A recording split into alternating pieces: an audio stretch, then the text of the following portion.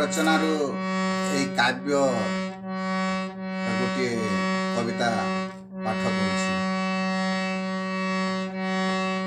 କୋକନଦ ଜିଣା ଚାରୁ କର ଦେଖି ସୁବର୍ଣ୍ଣ ମଣିଲା ଥାର କି ଉପମା ମୁଁ ଦେବି ଶ୍ରୀ ଅଙ୍ଗକୁ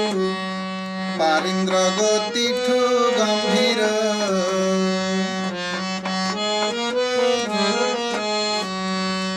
ତାମର ସମ୍ମୁଖୀ ଦେଖି ଶିଳି ମୁଖ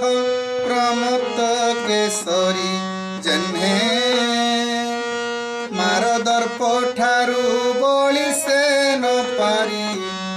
ରହିଲା ଆୟତ ପଣେ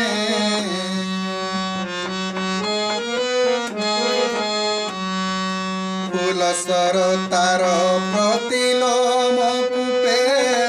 ଜର୍ଜରିତ ତନୁ ପର ବିଧୁମୁଖୀ ଏହି ବିଧିରେ ପ୍ରହାରେ ମୋ ପରେ ଅନଙ୍ଗସର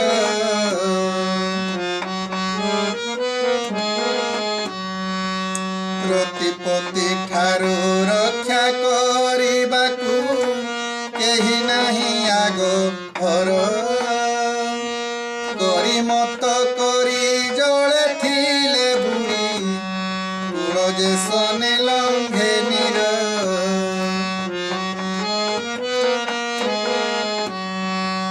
ବିନାଞ୍ଜନ କେ